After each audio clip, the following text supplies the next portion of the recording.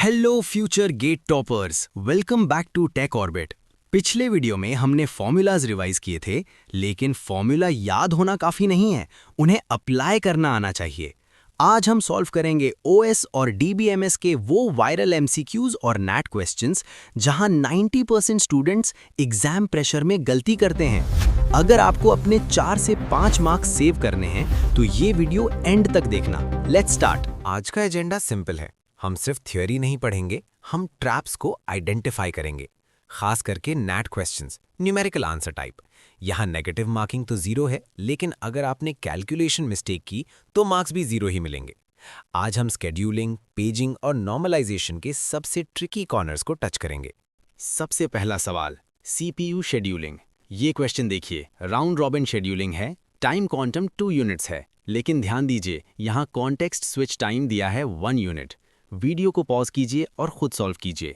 Solution देखो, process switch होते वक्त हमने 1 यूनिट ऐड किया, करेक्ट। लेकिन प्रो टिप याद रखना, जब लास्ट प्रोसेस कंप्लीट हो जाता है उसके बाद कॉन्टेक्स्ट स्विच टाइम ऐड नहीं करते, सीपीयू आइडल हो चुका है। अगर आपने वो लास्ट 1 यूनिट ऐड कर दिया तो आपका पूरा आंसर गलत हो जाएगा। नैट में रेंज बहुत स्ट्रिक्ट होती है, सो बी केयरफुल। अब चलते हैं डीबीएमएस की तरफ। नॉर्मलाइजेशन। ये फंक्शनल डिपेंडेंसीज दी गई हैं, ए, बी, सी, डी, डी, ए। पूछा है हाईएस्ट नॉर्मल फॉर्म। ऑप्शंस हैं 1NF, 2NF, 3NF या BCNF। ज्यादातर स्टूडेंट सीधा 2NF से स्टार्ट करते हैं, गलती मत करना। ट्रिक ये है, हमेशा टॉप डाउन अप्रोच रखो। सबसे पहले BCNF चेक करो। यहाँ C गोज टू D और D goes to A dependencies हैं।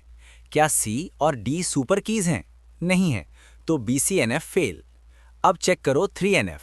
क्या RHS प्राइम एट्रीब्यूट है? हाँ, D और A प्राइम एट्रीब्यूट्स का पार्ट हैं, तो ये रिलेशन 3NF में है। एलिमिनेशन मेथड यूज करो, टाइम बचेगा और एक्यूरेसी बढ़ेगी। वापस आते हैं OS पर। पेजिंग। लॉजिकल एड्रेस 32 बिट का है, पेज साइज 4 KB है। पेज टेबल का साइज निकालना है MB यानी कि मेगाबाइट्स में। ध्यान से सुनिए, क्वेश्चन ने MB पूछा है। यहाँ स्टूडेंट्स कैलकुलेशन सही करते हैं पर यूनिट कन्वर्जन में फंस जाते हैं। नंबर ऑफ पेजेस निकालो, 2^32 डिवाइड बाई 2^12 जो कि 4 KB है। रिजल्ट आया 2^20 पेजेस। अब एंट्री साइज 4 बाइट्स है, टोटल साइज हुआ 2^20 into 4 bytes.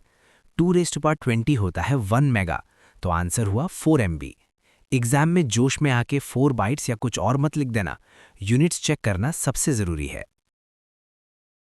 Casual transaction management से ये सवाल फिक्स आता है, कौन सा शेड्यूल कॉन्फ्लिक्ट सीरियलाइजेबल है। अब अगर आप टेबल बना के स्वैप करके चेक करोगे तो 5 मिनट लगेंगे। हमें चाहिए स्पीड। हम यूज करेंगे प्रेसिडेंस ग्राफ मेथड। बस ट्रांजैक्शन नोड्स बनाओ, जहां कॉन्फ्लिक्ट दिखे, रीड राइट, राइट राइट, वहां एज ड्रॉ करो। ग्राफ में अगर साइकिल दिख गया तो गेम ओवर, नॉट सीरियलाइजेबल। अगर साइकिल नहीं है तो सीरियलाइजेबल है। ये मेथड फूल प्रूफ है और सिर्फ 30 सेकंड्स लेता है।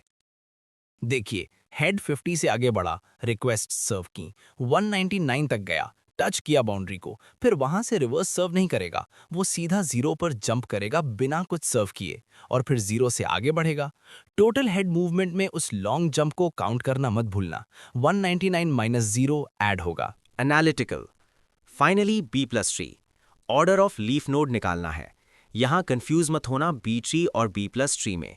B+ ट्री के लीफ नोड में डेटा पॉइंटर्स भी होते हैं और नेक्स्ट ब्लॉक पॉइंटर भी होता है।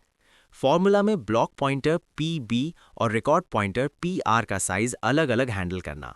इक्वेशन स्क्रीन पर है, इसे नोट कर लीजिए। ये फॉर्मूला गेट 2026 में डायरेक्ट आ सकता है। अब बारी आपकी।